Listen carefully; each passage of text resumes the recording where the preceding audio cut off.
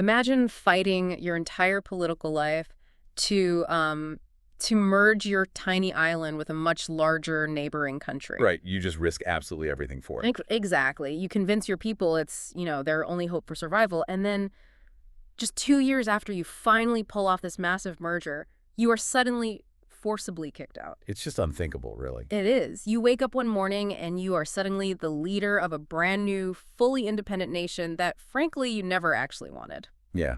And you have no military. None. You have a hostile neighbor who is openly threatening war. You have zero natural resources. I mean, you don't even have your own drinking water. Which is just a terrifying reality to face. Beyond terrifying. Right. But this was the actual unimaginable reality for Lee Kuan Yew on August 9th, 1965. And today, for you listening, we are going to figure out how on earth someone survives that. We are taking a deep dive into the extraordinary origins of a modern nation and its founding father. Right, and we're strictly exploring the excerpts we've pulled from the first volume of the Singapore story, Memoirs of Lee Kuan Yew. It's such a rich source. It really is.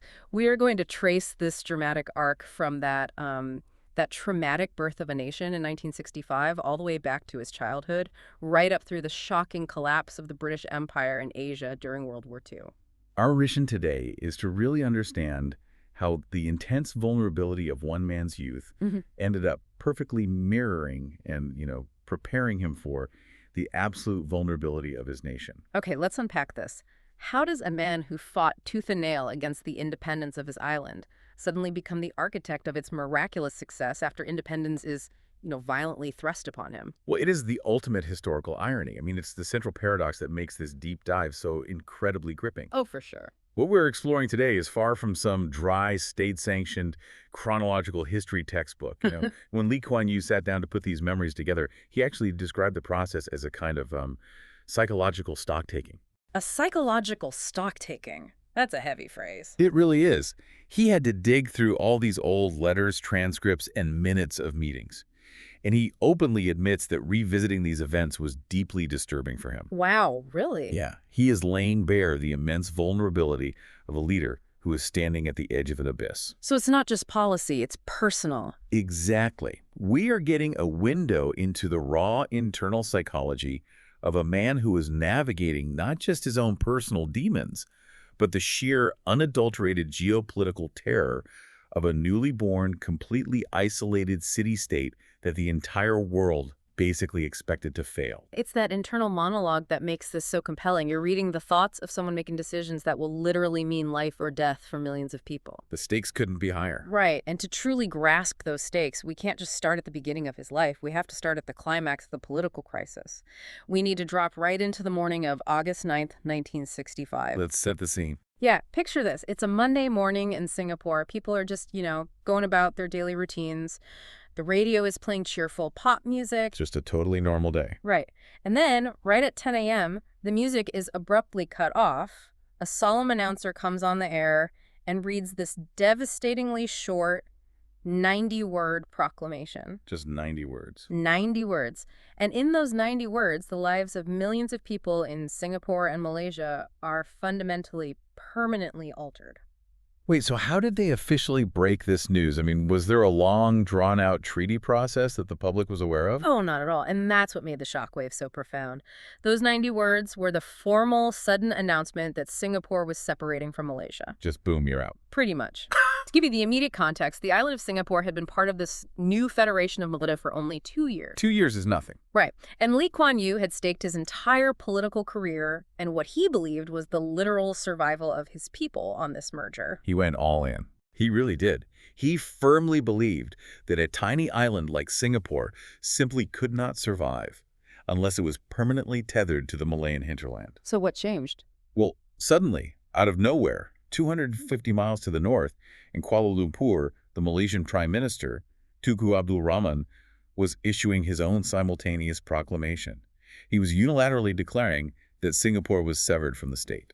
The mechanics of how this split actually happened are just staggering to me. I mean, when you read the accounts, there is this very specific, incredibly heavy cultural metaphor used to describe what the Malaysian parliament did. Yes, the metaphor of the talak. Gatala. Yeah. In traditional Islamic and Malay Muslim custom, a husband can initiate a divorce by declaring talak, which translates to "I divorce thee," to his wife. Oh, wow. So if Okay. he says it once or twice, there is a waiting period. They can reconcile. The marriage can technically be saved. Like a trial separation. Exactly. But if he declares talak 3 times, the divorce becomes absolute, final, and irrevocable. There's just no going back. So how does that relate to the parliament? Well, the way the Malaysian parliament executed the separation of Singapore perfectly and intentionally mirrored this custom. Wait, really? Yeah. They passed the separation bill through its first, second, and third readings, all in one single day. Oh my gosh. It was the political equivalent of the 3 talaks. So they didn't just separate, they basically slammed the door, locked it, and threw away the key all in an afternoon. Precisely. It was a complete, unyielding severing of ties. You see, the political union had been plagued by massive, increasing strife over a fundamental ideological divide. What was the main issue? The core argument was whether this new Federation of Malaysia should be a truly multiracial society where everyone was equal, or whether it should be a nation explicitly dominated by the indigenous Malays. And that just tore them apart. That argument tore the union apart entirely, and the result was that Singapore was, quite literally, cast out. Cast out. If you're listening to this, try to, put yourself in his shoes for a second. You have just been forcefully evicted from your own country. It's a heavy burden. And we see the emotional weight of that eviction completely crush Lee Kuan Yew later that same day. Yes, the press conference. Right. He holds this televised press conference. Now, this is a man who is famous for his razor-sharp intellect, his stoicism, his absolute steely resolve. He was known for being very tough. Super tough. But right there, sitting in front of the reporters and the television cameras, he completely breaks down. He just loses it. He is sobbing. The emotion totally overwhelms him to the point where they actually have to halt the press conference for 20 solid minutes just so he can pull himself together. And what's crucial to understand here is the intense internal conflict happening behind the scenes of that breakdown. Oh yeah, the PR side of things. Right. We learned that this press conference wasn't actually being broadcast live. It was being recorded to air later that evening. So they could have edited it. They absolutely could have. And the broadcasting director at the time, a man named P.S. Raman, who Lee Kuan Yew deeply respected and described as a very shrewd sound advisor, strongly urged him to cut the footage of the tears.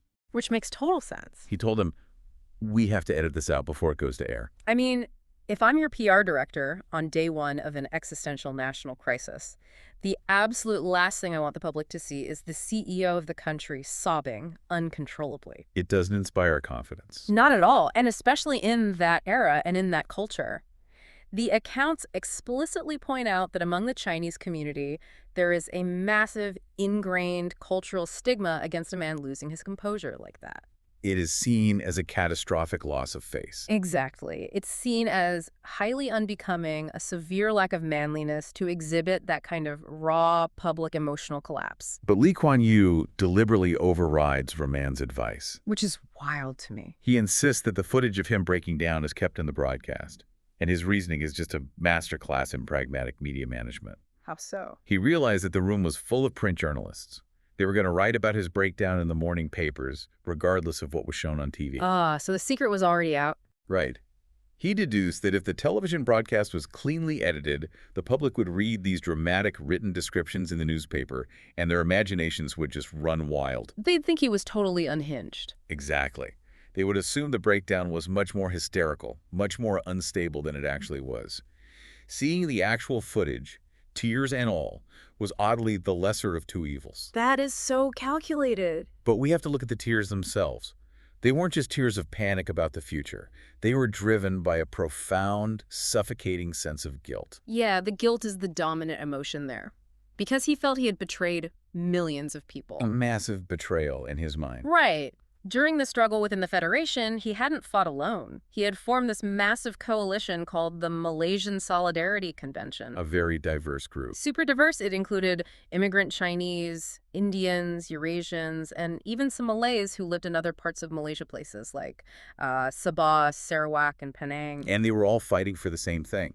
Yes. Together, they were fighting for the concept of a Malaysian Malaysia, which was a nation defined by equality rather than racial dominance. And by accepting this forced separation, he felt he was abandoning all those allies. He was safely on his island, but he was leaving them behind to fend for themselves under the very system they had all been fighting against. And beyond the betrayal of his domestic allies, there was an immense geopolitical guilt, too. Oh, with the international leaders? Yeah, he was consumed with remorse over his dealings with the prime ministers of Britain, Australia, and New Zealand. Why was that?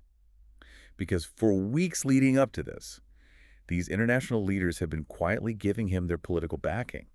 They were trusting his assurances that he was working toward a peaceful, negotiated solution to the internal strife. But he wasn't. No, secretly, behind closed doors, he was being forced to negotiate the terms of this absolute divorce with the Malaysian leadership. That must have been exhausting. The sheer exhaustion of maintaining that deception, the grueling covert negotiations with the Malaysian deputy prime minister, and the sudden crushing death of his ultimate political vision, it all just compounded.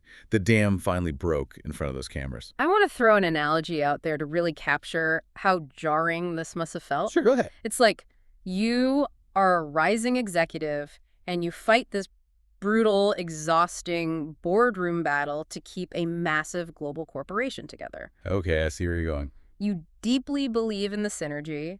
You've convinced your division to sacrifice for the merger. You've rallied all these allies and other departments to support your vision. You're fully committed. Totally. Yeah. And then in the middle of the night, the board of directors votes to just forcibly spin off your specific division. Just like that. Yeah. You wake up the next morning and suddenly you are the CEO of a brand new startup, except this startup has zero assets, no supply chain, and you are surrounded on all sides by massive, hostile competitors who want to see you go bankrupt. You'd probably break down in tears, too. I mean, anyone would. That is a highly accurate way to frame it. Overnight, he became the CEO of an entity that was entirely untethered from its life support system. The survival mechanisms had just vanished. But wait, I have to stop you there because there's this massive, jarring contradiction in the historical accounts that makes absolutely no sense to me at first glance. What's that? Well, we have the prime minister weeping in anguish, feeling the weight of the entire world crushing him. But meanwhile, if you zoom down to the streets of Chinatown in Singapore on that exact same day, the streets are completely carpeted with the red paper debris of firecrackers. Oh, yes, the celebrations. People are literally partying in the streets. The local Chinese language newspapers are publishing these cryptic but overwhelmingly joyful headlines like, "The heart knows without having to announce it." It was a very different mood on the ground. It's totally nuts. And it wasn't just the working class people on the street celebrating. The financial sector was thrilled. The stock market experienced this tremendous, unexpected burst of activity. The markets loved it. They really did. The value of 25 out of 27 major industrial stocks shot up. So how does that even work? Why is the leader of the country crying his eyes out on national television, convinced they are doomed, while the stock market is booming and the merchants are lighting off celebratory firecrackers? What's fascinating here is how perfectly this illustrates the vast chasm between immediate, visceral relief and long-term strategic foresight. Okay, break that down for me. You have to understand what the merchants in Chinatown and the investors on the trading floor had just lived through. The previous year, 1964, had been an absolute nightmare. There was a lot of violence, right? Yes. Singapore had been torn apart by two separate, incredibly bloody Malay-Chinese race riots. The communal tensions were at an absolute boiling point. Though people were scared for their lives. People were terrified to even walk the streets. The political rhetoric coming out of Kuala Lumpur was highly aggressive and antagonistic. It was a powder keg. Exactly. So for the average shopkeeper or the average businessman, the announcement of separation meant one thing. The immediate physical threat of race riots and communal violence in their neighborhoods had suddenly evaporated. Ah, I see. The fear of being governed by what they saw as a hostile Malay hegemony was gone. They weren't looking at the macroeconomic data, They were celebrating their physical liberation. Okay, so they were just reacting to the fact that the literal fighting in their front yards was going to stop. Precisely. They weren't sitting down and looking at the balance sheet of the new country. They just felt the fever break. Exactly. The fever had broken, and the patient felt a rush of relief. But Kuan Yew, sitting at the pinnacle of leadership, had the terrible, isolating burden of foresight. He knew what was coming. He knew the terrifying geopolitical reality that the common person cheering in the streets was completely ignoring. He understood that while the internal domestic political strife was finally over, the external threats to Singapore's sheer physical and economic survival were now existential. So while they're cheering, he's panicking. The people were celebrating the end of a very loud argument. He was weeping at the silent, terrifying prospect of starvation and collapse. And the way he handles that immense psychological tension is almost cinematic. It really is. Later that very same evening, after the tears, after the proclamation, the accounts mention this incredibly specific detail. He goes out to the practice tee at his official residence and proceeds to hit 150 golf balls into the night. Just relentlessly driving them. Relentlessly, violently driving golf balls for over an hour. You can almost feel the physical need to burn off this agonizing, suffocating tension. Because he knows he can't rest. Right. Because at 7:50 p.m. that night, he has to face Viscount Head, the British High Commissioner to Kuala Lumpur. And his encounter with Viscount Head is an absolute masterclass in masking despair. Who was this Viscount Head guy? You have to picture Viscount Head. Yeah. He is a Sandhurst-trained military officer, a former British defense minister. He is the absolute epitome of the British upper class. The stiff upper lip. The embodiment of the stiff upper lip, yes. Now, Viscount Head had worked tirelessly behind the scenes to prevent this separation. The British deeply believed in the Federation.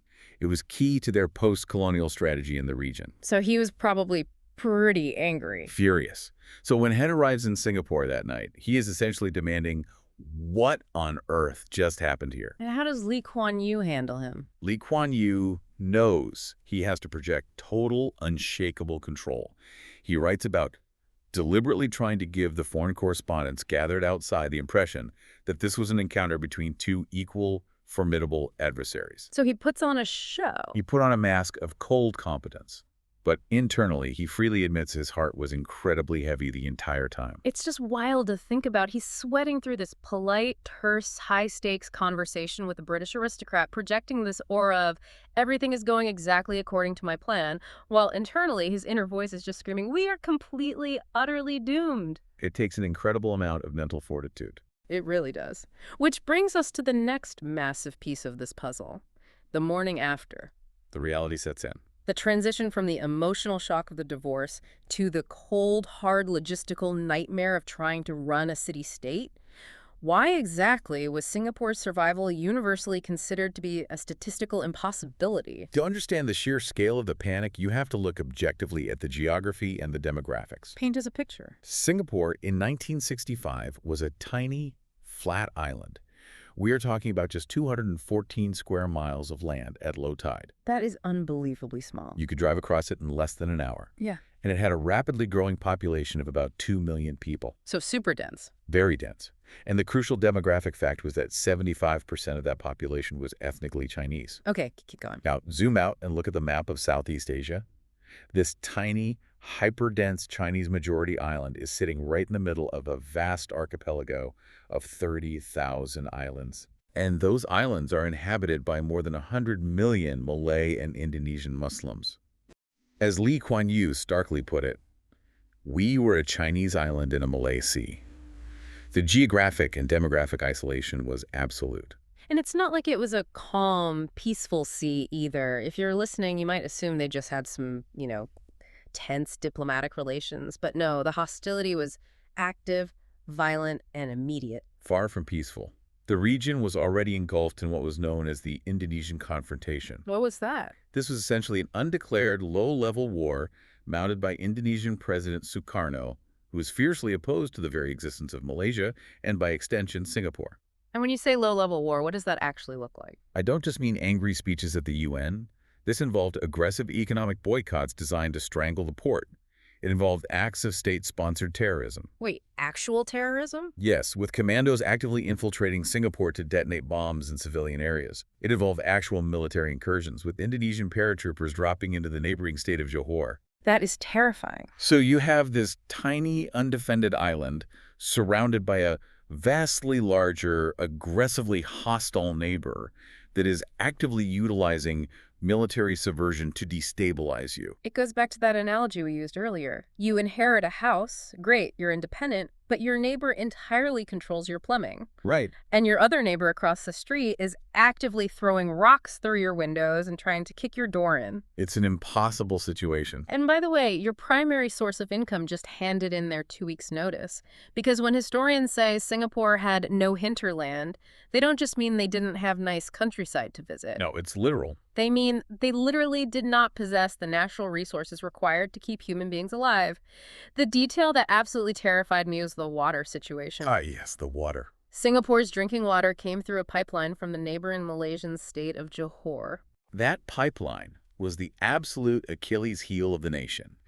And it was a vulnerability that deeply haunted Kuan Yew for very specific, traumatic historical reasons that we will unpack shortly. We'll definitely get to that. But the immediate reality in 1965 was that the very lifeblood of the city, the water people needed to drink, to bathe, to run their factories, was completely controlled by the country that had just kicked them out. That is just mind-blowing. If the leadership in Kuala Lumpur decided, for any political reason, to simply turn a valve and shut off the tap, the nation of Singapore would literally die of thirst within days. And even if they didn't turn off the water, the economic strangulation was already happening. Because what was Singapore's economy, really? Exactly. We have to define what their economy actually was. They were an entrepot trade hub. Explain entrepot for us. For the listener, an entrepot is essentially a giant clearinghouse. You don't manufacture goods yourself. You act as the middleman. Ships bring raw materials in, you store them, process them slightly, and ship them out. So you're entirely dependent on trade volume. Entirely. For over a century, Singapore had been the administrative and commercial middleman for the entire British Empire in Southeast Asia. Malaya was their traditional natural outlet for imports and exports. But suddenly, they are cut off. Right. Without that Malayan hinterland, and in a rapidly changing post-colonial world where new nation-states were highly nationalistic and actively trying to bypass middlemen to keep profits for themselves. Singapore's entire economic model was in severe jeopardy of collapsing overnight. Exactly. And if the trade collapsing wasn't bad enough, there is the massive looming shadow of the British military presence. The numbers here are just incredible. They really are. The numbers here are just mind-blowing. British defense spending on their military bases in Singapore accounted for roughly 20% of Singapore's entire gross domestic product. 20%. Just think about that.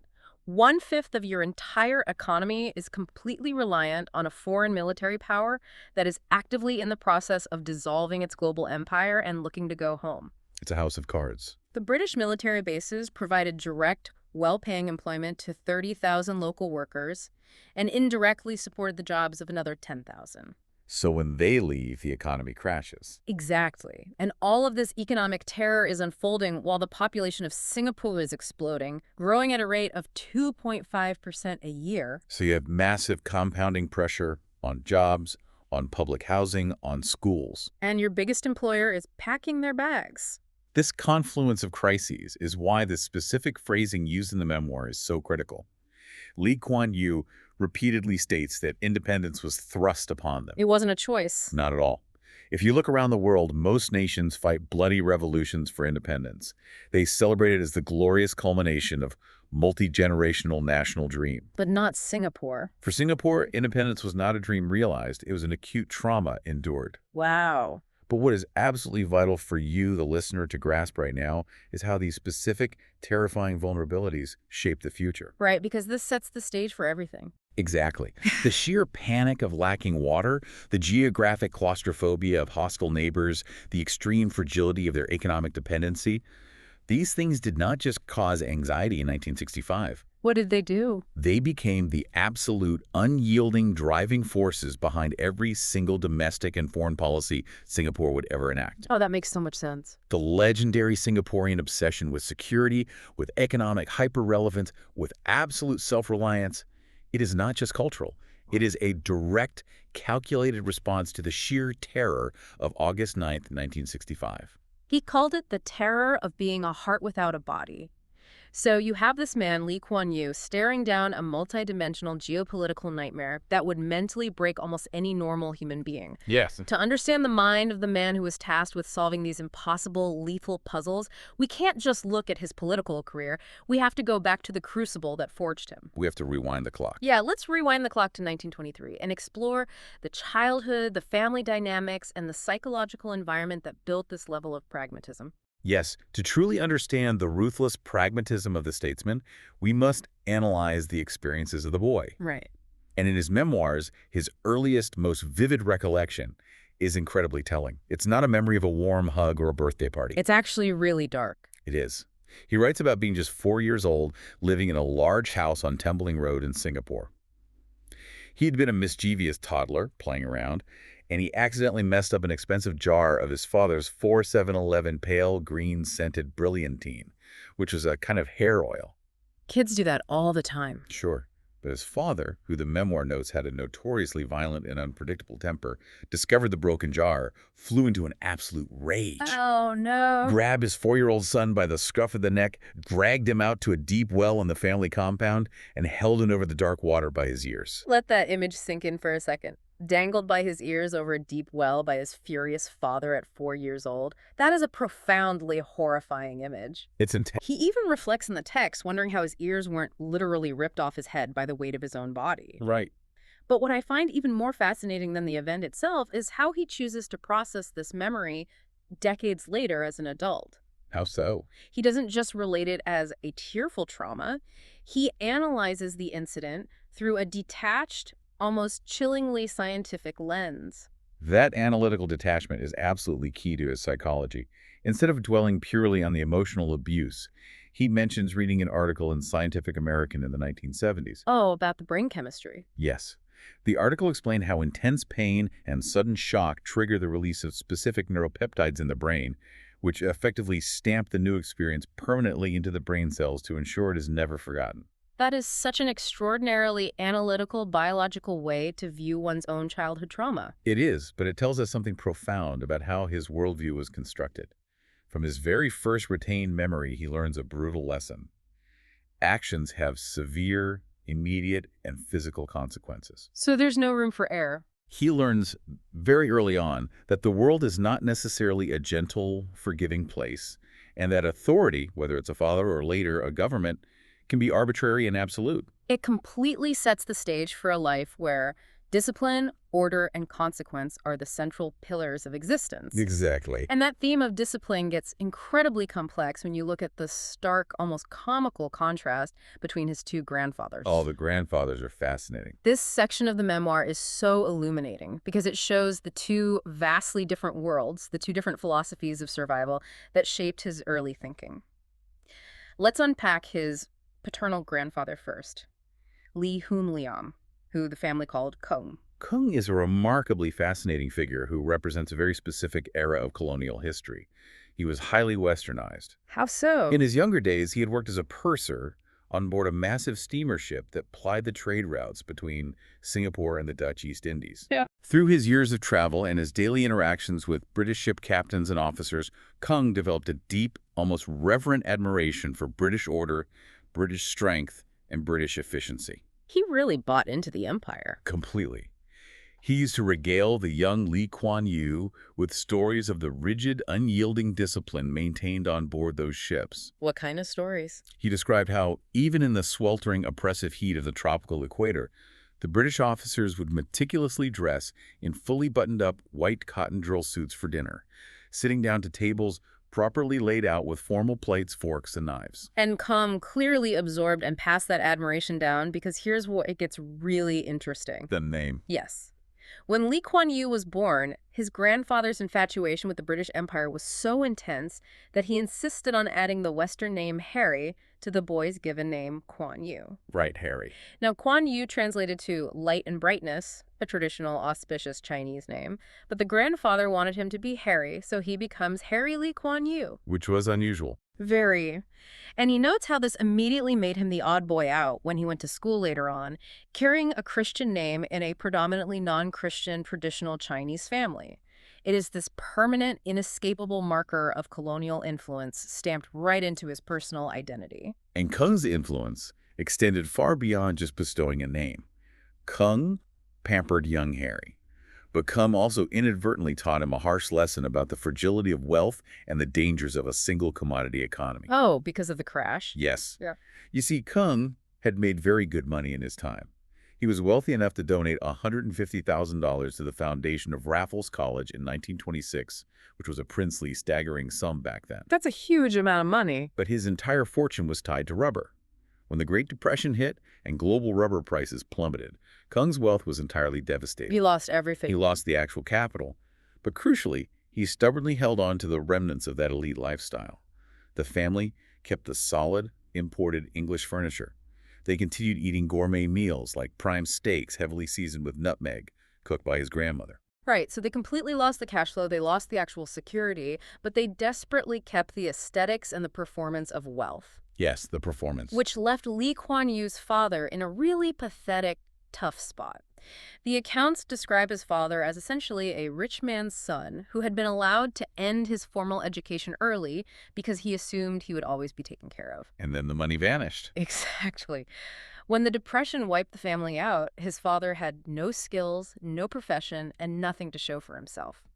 He had to take a job working as a lowly storekeeper with the Shell Oil Company. And he didn't handle it well. No, to make matters worse, he had a severe gambling problem. He would regularly lose his meager wages playing blackjack at the Chinese swimming club and then come home in a foul, violent mood. Just a toxic environment. Right, so you have this father figure who is deeply frustrated, angry, and lacking any real agency, constantly contrasted against this lingering, faded memory of grandfatherly wealth. And this is exactly where the maternal grandfather, Chua Kim Tang, provides the vital counter-narrative in young Lee Kuan Yew's mind. Tell us about Chua.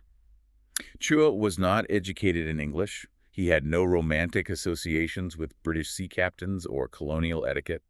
He was a ruthless, self-made man who grew immensely wealthy not through prestige, but through grueling hard work, extreme frugal living, and highly judicious, diversified investments in both rubber and local property. A real street-smart guy. He was the embodiment of street-smart pragmatism. And while he, too, suffered economic losses during the Depression, he wasn't completely wiped out like Kung because his pragmatism had led him to diversify into tangible property. So in his own family tree, you have Kung representing British refinement and the catastrophic fragility of relying on a single market. Right. And you have Chua representing uneducated, gritty, pragmatic resilience. A perfect contrast. But amidst all these men, the absolute anchor of his family life, the real, undeniable force of nature, seems to be his mother, Chua Jim-neo. I couldn't believe this detail. She was married off to his father in an arranged marriage at the age of 15. Yes, 15 years old. The text portrays her as an incredibly courageous woman of boundless energy and fierce resourcefulness. How did she deal with the father? Well, when the father would come home in a rage after losing his money at the gambling tables and demand that she hand over her personal jewelry so he could pawn it to cover his debts, she would physically stand up to him. That's incredibly brave. She would refuse, fiercely guarding the jewelry because she knew it was the only financial safety net her children had. She completely devoted her life to one singular goal: ensuring her children would be highly educated, independent professionals who would never be at the mercy of a volatile man or a volatile economy. And the detail that really highlights her influence is how she treated Lee Kuan Yew. As her eldest son, she treated him as the de facto head of the family while he was still just a teenager. She gave him a lot of responsibility. She really did. She brought him in on the finances. She consulted him on all major family decisions.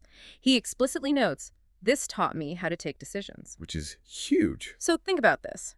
Here is a teenage boy who is essentially managing the emotional and financial fallout of a fallen, wealthy family, constantly navigating the explosive temper of a volatile father, and partnering with his hyper-resilient mother to secure their future. You can see the leader emerging. You can absolutely see the psychological architecture of the future prime minister being built right here. Witnessing the sudden evaporation of wealth during the Depression, surviving the arbitrary physical punishment of his father, and leaning entirely on the stoic, unsentimental pragmatism of his mother, it forged a deeply pragmatic, almost cynical worldview. It undeniably did. And most importantly, it instilled in him a profound, unshakable belief in the absolute necessity of education. Because education can't be taken away. Exactly. He learned early on that wealth could be vanished overnight by a market crash in New York, and that social status could evaporate. But an education, and specifically an English language education in a British colony, Yeah. was the only permanent armor you could acquire. The only reliable path out of vulnerability. Which brings us perfectly to the next crucial phase of his development, his journey through the machinery of the British colonial education system. Let's trace how that pragmatic, hyper-disciplined mind was actually sharpened in the classroom, because it didn't start smoothly at all. No, it was a rough start. His maternal grandmother, who sounds like a truly terrifying, formidable matriarch, absolutely insisted that he start his education in a traditional Chinese school. But this wasn't some prestigious elite academy. It was a rough school for fishermen's children. It was very basic. For those listening, try to picture this. I He don't know. describes it as a little wood and a tap hut. And a tap hut is basically a structure made with a roof of woven palm leaves and a compacted hard clay floor. It was incredibly basic. And he describes the educational experience in that hut as totally alienating and completely ineffective. You have to understand the linguistic environment he grew up in. Right, he didn't speak Mandarin. Exactly.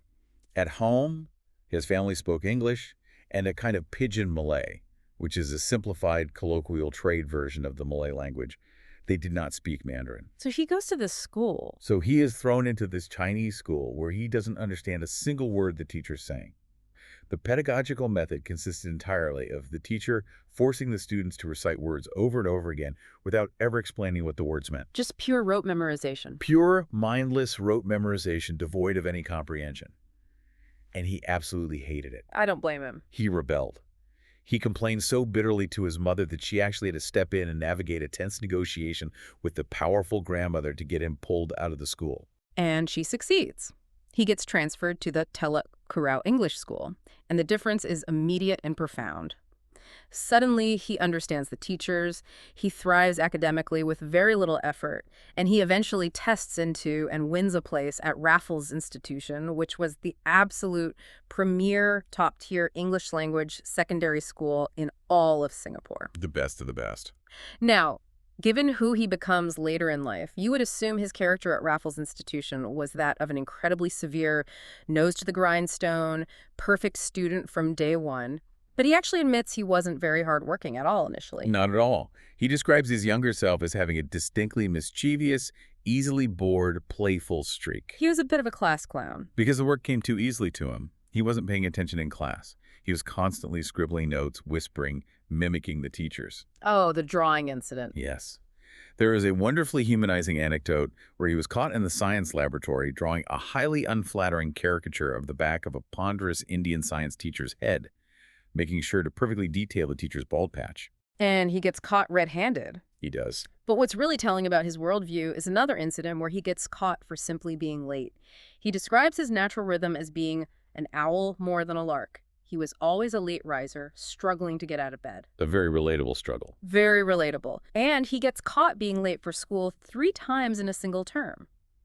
Now, under the strict rules enforced by the principal, a Scottish man named D.W. MacLeod, who he describes as fair, but incredibly strict, 3 tardies meant 1 inescapable consequence: 3 strokes of the cane. This is a pivotal, illuminating moment in understanding his lifelong views on authority, law, and punishment. Tell me more. Principal MacLeod didn't care that Kuan Yew was brilliant. He didn't care how many academic prizes the boy had won. The rule was the rule, and the rule applied to everyone equally. So no special treatment. None. So Kuan Yew was bent over a chair and physically caned.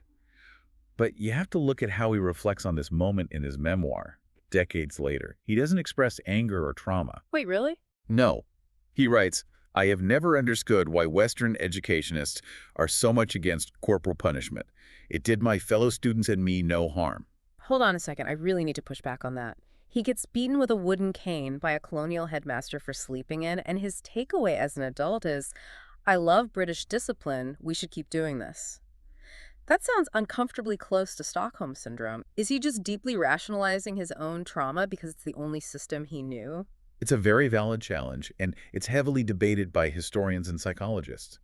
But within his specific psychological framework, you have to compare this caning to the punishment he received from his father. Okay, that's a good point. His father dangled him over a well in a fit of unpredictable, irrational, blinding rage. Yeah. It was chaos. The caning from Principal McLeod, on the other hand, was the exact opposite. It was orderly. It was a clearly defined rule, applied impartially with a known consequence, executed without anger. It was a logical system of order. He fully absorbed that lesson. So he respected it. He accepted the physical pain of the cane because it proved the system worked and could be trusted. And once he understood that the system was impartial, he realized he could dominate it. He applied himself, and by 1940, he comes in absolutely first in his school in the senior Cambridge examinations. Oh, straight to the top. In fact, he comes in first among all students in all of Singapore and Malaya, winning a highly coveted, prestigious scholarship to Raffles College. So he arrives at Raffles College as the undisputed academic king. But Raffles College is where the intellectual stakes are raised significantly, and this is where he encounters a profound, necessary shock to his ego. He gets a reality check. A huge one. In his first year, based on his past success, he naturally assumes he will simply be the best student across the board in every subject. And sure enough, he comes in first in mathematics, but then the results for the other subjects come in. And to his absolute crushing horror, he comes in second place in both English and economics. And he isn't just beaten by some random older student. He is beaten by Miss Kuan Yew. Now, he already knew who she was. She had been the only girl admitted to the boys' school back at Raffles Institution, and he noted that he had previously been quite annoyed and disturbed by her when she was presented with academic prizes that he firmly felt he should have won. And now she's beating him again. And now, at the college level, she's definitively beating him in the core humanities subjects. She, of course, later becomes his wife. And as he explicitly notes in the preface of the memoir, she became his most powerful critic and helper throughout his entire political life. I really have to wonder about the psychology of this.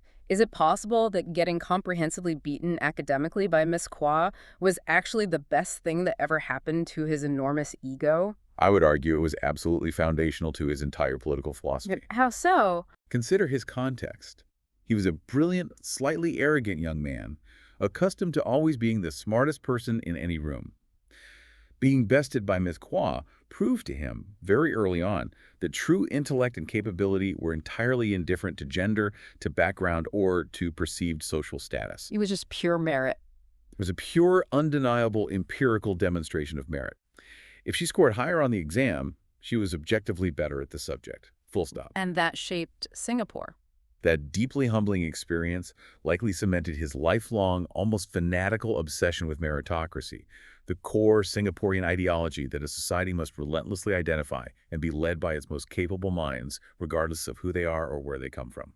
It's a powerful, humbling lesson. And if we connect this specific college experience to the bigger picture, the entire environment of Raffles College tells a truly fascinating, ironic story about the British Empire itself. It's quite the irony. When you look at what they were studying, they were reading Shakespeare, they were studying British constitutional law, they're using the exact same textbooks and taking the exact same exams as colonial students in the Caribbean, in Africa, or in the Pacific. The British were essentially running this massive, empire-wide educational drill. And that drill reveals the great fatal paradox of colonial education. Yes. The British designed this educational system with a very specific utilitarian goal. They needed to create a highly competent, English-speaking, local administrative class. They needed middle managers. Right.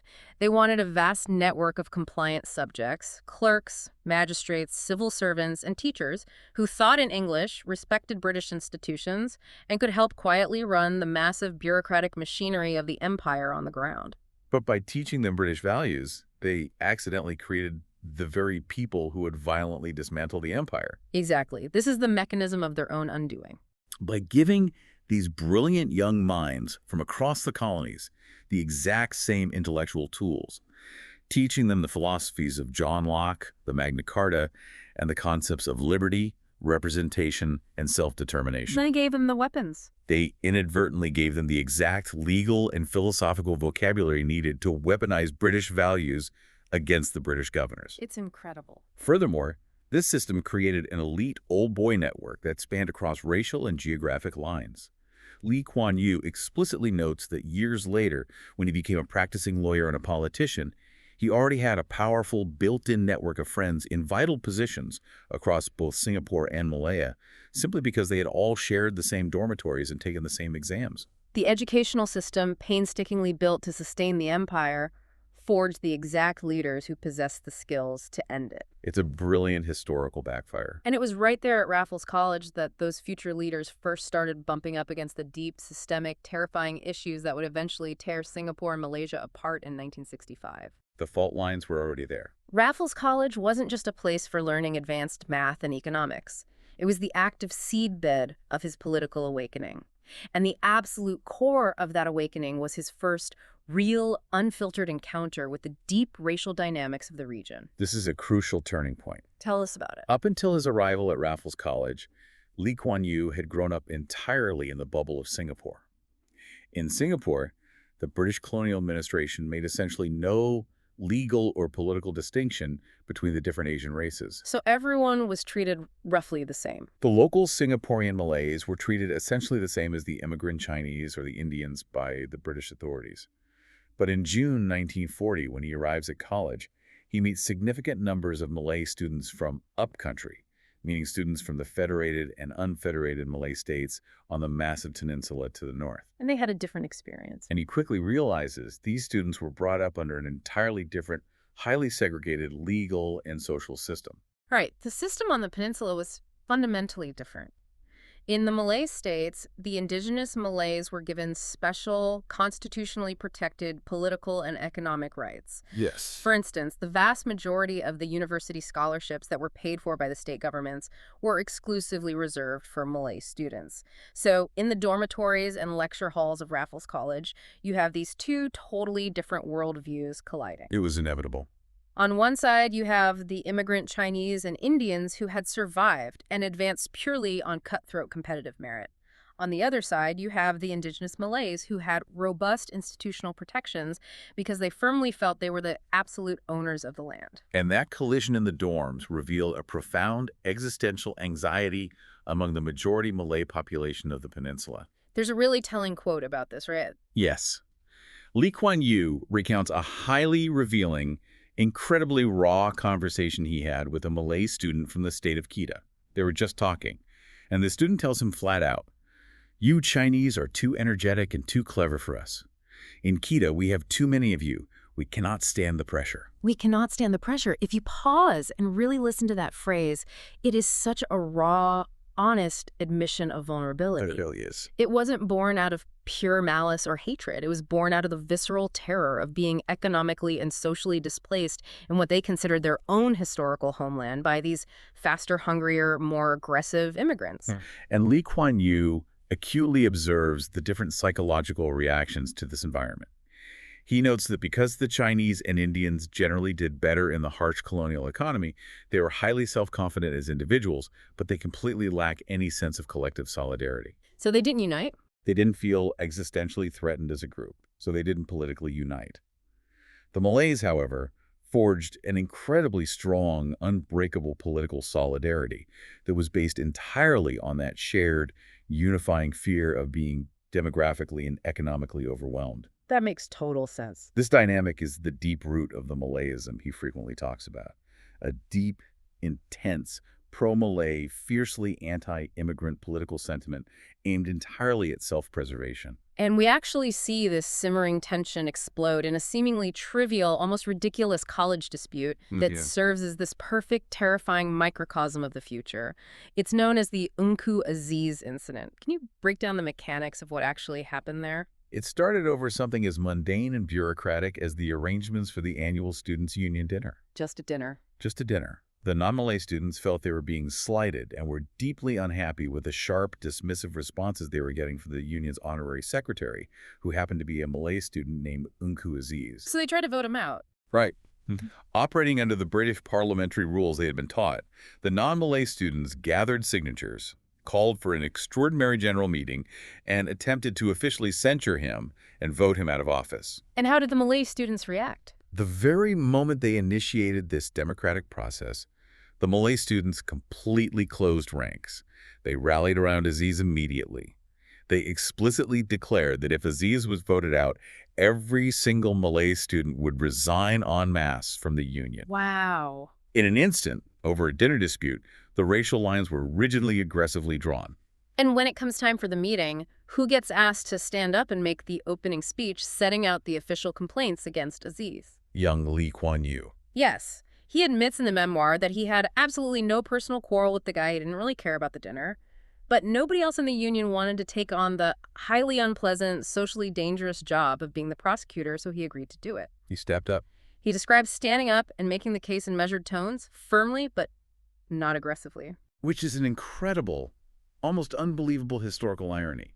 Because if we zoom out, here he is, a young college student in his late teens, delivering a firm, highly logical, legalistic argument against a unified Malay political bloc that is actively threatening withdrawal and boycotts over a perceived slight. Basically a rehearsal. He was completely blissfully unaware that he was literally rehearsing the exact political dynamic, the exact racial tensions, and the exact type of constitutional arguments he would be having with the Malaysian federal government 20 years later. That's just wild to think about. He even notes that this incident completely faded from his memory for decades, only to come rushing back when they ran into the exact same wall of Malayism between 1963 and 1965. If you're listening, this is the context you absolutely need to hold on to. When we talked earlier about Lee Kuan Yew weeping on television in 1965 over the catastrophic failure of Malaysia, this is exactly why. The roots were deep. The roots of that painful national separation weren't planted in some sterile boardroom in the 1960s. They were planted right there in the dormitories and union halls of Raffles College in the 1940s.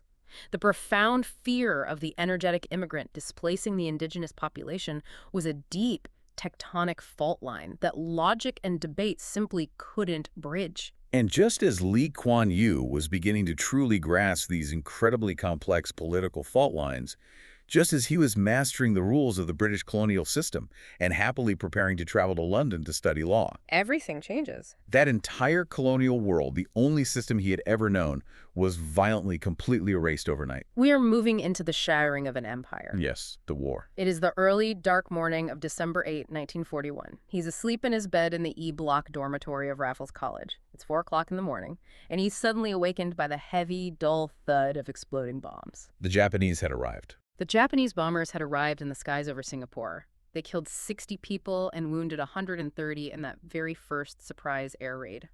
World War II had officially reached his doorstep. And the British reaction was denial.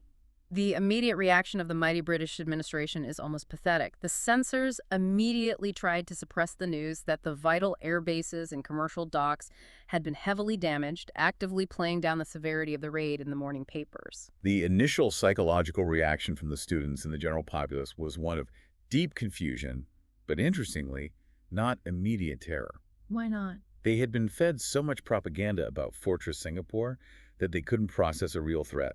Many of the upcountry Malay students actually believed Singapore was the main isolated target and hurriedly fled back home to Malaya on the trains. Only to find the Japanese there, too. Yes, only to discover days later that the Japanese military had actually landed on the beaches of Malaya first and were marching south. And what was Lee Kuan Yew's reaction? For Lee Kuan Yew, there was a strange, intoxicating sense of excitement. He immediately volunteered for the Medical Auxiliary Services, the MAS. He described cycling daily to his designated post, proudly wearing a heavy tin helmet and an armband with a red cross, being paid a grand total of $60 a month. He thought it was an adventure. He writes at this time, "There was no fear. Indeed, there was barely suppressed excitement, the thrill of being at war and involved in real battles." It's the classic, naive invincibility of youth, perfectly mixed with the absolute myth of the British Empire. Everyone on the island genuinely believed Fortress Singapore would hold indefinitely. But that grand illusion crumbles incredibly fast. It really does, and the reality of war hits him in the face. As the Japanese military aggressively cuts through the supposedly impenetrable British lines in Malaya, literally cycling down the peninsula through the rubber estates, rapidly bypassing the static British defenses, the blood and horror of war arrives in Singapore. He sees it firsthand. He describes going out and picking up his first actual casualties at a village in Bukit Timah. Seeing the bleeding, the screaming injured, the dead bodies. The boyish thrill evaporates instantly. The reality sets in. And then comes the ultimate symbolic death knell of the empire. January 31st, 1942. This is a crucial date. What happened? He is sitting on the parapet at Raffles College with a friend when they suddenly hear a massive, earth-shaking explosion in the distance. They look at each other and say spontaneously, "That's the end of the British Empire." What was the explosion? What they had just heard was the British Royal Engineers intentionally blowing open a massive gap in the causeway, the physical stone bridge linking the island of Singapore to the mainland of Malaya, in a desperate attempt to slow down the Japanese advance as the retreating British forces scrambled onto the island. And wait, there's another detail here. And crucially, when they blew that bridge, they also blew up the massive pipeline, carrying Singapore's fresh water from Johor. The siege of the island had officially begun. That water pipeline, when you read that, it suddenly clicks. No wonder he was so absolutely terrified about the water supply in 1965 when they separated from Malaysia. He knew exactly what it meant. He had literally heard the explosion when it was cut off in 1942. The trauma wasn't theoretical, it was direct and auditory. But it wasn't just the physical infrastructure of the island that was collapsing. It was the entire century-old psychological edifice of British superiority. There's a story he tells about the Australian soldiers. Right. He describes cycling home one day and coming across these dejected-looking Australian soldiers resting by the road. This encounter is a tragic, highly revealing detail. These Australian troops were essentially lost. Why were they there? They had been on troop ships sailing toward the Middle East, fully expecting to fight Rommel's tank forces in the open, arid deserts of North Africa. Mid-voyage, they were suddenly diverted to Singapore, thrown into dense tropical jungle warfare against a highly adapted, ferocious Japanese military, and quickly, brutally beaten back to the island. They must have been shell-shocked. Completely. When Kuan Yew approaches one of them and tries to offer some cheerful British propaganda, saying something like, "No battle is lost until it's over," the exhausted soldier simply looks at him, offers him his own weapons, and says, "It's over. Here, take this." Just gave up. The complete, utter demoralization of the supposed protectors of the empire was laid bare for a young Asian man to see. It constantly reminds me of the Titanic. How so? Everyone who bought a ticket on the Titanic thought the ship was unsinkable. Not because they had personally inspected the steel of the hull, but because the wealthy, white-collar experts who built it confidently told them so. Right, they trusted the authority. Exactly. The people of Singapore believed the British military was invincible purely because the British constantly told them they were. When the Japanese sank that illusion in a matter of weeks, it didn't just change the local government. It violently broke a psychological spell of racial and military superiority that had lasted for over a century. And that profound breaking of the spell is perfectly, almost absurdly encapsulated in the movie theater epiphany he experiences. Yeah. The movie theater scene is surreal. This is perhaps one of the most profound, surreal moments in the entire text. Amidst the rapidly darkening horizons, with artillery shells and bombs literally falling on the city, Kuan Yew decides to go to the air-conditioned Cathay Cinema to escape reality for a few hours. While bombs are falling. Yes. He sits down to watch a Western comedy film. In one scene in the movie, an enemy bomb falls from the sky and lands with a small, pathetic plop. It's a dud. The metal casing breaks open to reveal a joke sign inside that says, "Made in Japan." He says it was completely bizarre. For months, the people of Singapore had been subjected to relentless, devastatingly effective, highly precise Japanese bombing raids that were destroying the city. The contrast is unbelievable. And here he is sitting in a dark theater, watching a British or American film actively making fun of the Japanese, portraying them as bow-legged, cross-eyed incompetents who are technologically incapable of making weapons that actually work. The cognitive dissonance was absolute. The unhappy, undeniable truth outside the theater doors, as he notes, was that the Japanese had proved they had the daring, the strategic power, and the technological skill to stage the most spectacular, humiliating successes against the combined British forces. They were losing the real war while winning the propaganda war? Exactly. The massive gap between the arrogant propaganda of white Western superiority and the visceral, bloody reality of Asian military dominance was complete. Winston Churchill himself later called the fall of Singapore the worst disaster and largest capitulation in British military history. And that capitulation officially came on February 15th, 1942, which, in a dark twist of fate, happened to be the Lunar New Year. A terrible day. He describes it as the grimmest New Year since the Chinese first came to Singapore in 1819. The guns finally fell silent. The British formally surrendered, and the society immediately violently fractured. The breakdown of order was instant. Even before the Japanese fully took over the administration of the city, the text describes how law and order hung in this terrifying suspended animation. The British police and the military simply disappeared into the internment camps. And what happened? The locals instantly started looting. This raises a profoundly important question for you, the listener, to ponder. What actually happens to a society when the absolute authority that underwrites the social contract vanishes overnight? Right. It's not just that the government changes, the rules of reality change. Exactly. Society rapidly reverts to a state of nature. The social contract, which had been guaranteed by the threat of British power, simply evaporated. Everyone was out for themselves. Everyone was suddenly fending entirely for themselves. The looting of the big colonial houses and commercial warehouses wasn't just simple theft. As Kuan Yew astutely writes, it deeply symbolized the end of an era. The end of the white boss. Yes, the unquestioned authority of the white boss, the colonial master who had always lived in vastly superior houses on the hills, eaten superior imported food, and enjoyed a vastly elevated privileged lifestyle, was gone forever. The Japanese military had brought that entire century-old colonial racial hierarchy crashing down into the mud. And the reality of their new masters was even more terrifying. He describes the moment he finally sees the Japanese soldiers in the flesh walking near his home. The description is so vivid. Well, they were totally, shockingly alien to what the tall, polished British military looked like. He describes them wearing messy puttees and these strange, rubber-soled canvas boots that were split-toed to give them better grip while fighting in the jungle. They were hardened fighters. They were small, squat, hardened men carrying long rifles fixed with massive, long bayonets.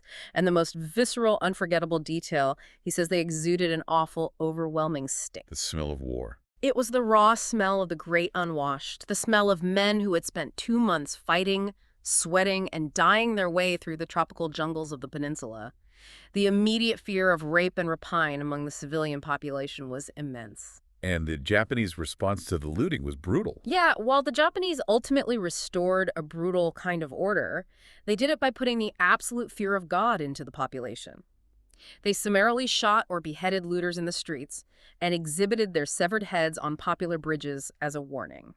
It was a terrifying new era of absolute, unvarnished, brutal power. And this right here is the ultimate crucible. The defining moment. The violent fall of Singapore to the Japanese was the defining ideological moment for Kuan Yew, and truly for an entire generation of Asian post-colonial leaders. Because it proved the British were fallible. Witnessing the rapid, humiliating defeat of their colonial masters was the ultimate, undeniable proof that the British could not and would not protect them when the chips were down. They were on their own. It proved to his core that Singaporeans, and Asians more broadly, could never again rely on the benevolence or the strength of others for their survival. The comfortable myth of inherent Western superiority was dead, permanently replaced by the grim, undeniable reality that national survival requires ruthless pragmatism, extreme discipline, and absolute self-reliance. Okay, let's step back and look at the incredible sweeping journey we've just taken you on today. We started with the Prime Minister in 1965, weeping on national television as his fragile nation is forcibly, permanently divorced from its hinterland. It's an incredible arc. He is staring down a hostile, violent geopolitical sea with absolutely no natural resources, no military, and an economy dangerously propped up by a retreating empire. And to understand how he could possibly navigate that impossible scenario without blinking, we had to go back. We saw where the steel came from. We saw a 4-year-old boy dangled over a well, learning the harsh biological reality of absolute consequences. We saw a brilliant student molded by the strict, impartial discipline of colonial schools, only to have his intellectual arrogance permanently shattered by a female rival, teaching him the undeniable societal value of pure merit. The lessons were building up. We saw him inadvertently rehearse the very racial and political arguments that would later tear Malaysian apart, right there in the Union Halls of Raffles College. And finally, we saw him watch the supposedly invincible British Empire crumble under the stinking, split-toed boots of the Japanese military, proving forever that nobody was ever going to save Singapore but Singaporeans themselves. Every single one of those experiences, the childhood trauma, the colonial discipline, the deep racial tensions, the sudden violent collapse of unquestioned authority, was a necessary psychological building block. It all led to 1965. The intense vulnerability of his youth and the geopolitical vulnerability of his island perfectly, if cruelly, prepared him to be the unsentimental, hyper-pragmatic architect of a modern nation. He didn't build the miracle of modern Singapore with starry-eyed idealism or gentle philosophy. He built it with the cold, hard, unforgettable memory of what happens to you when you are weak, dependent, and unprotected. So what does this all mean for us today? Mm. If you're listening to this, you likely live in a modern world where we constantly crave stability. We try to avoid risk. We try to engineer every crisis out of our lives. We constantly demand the safety net.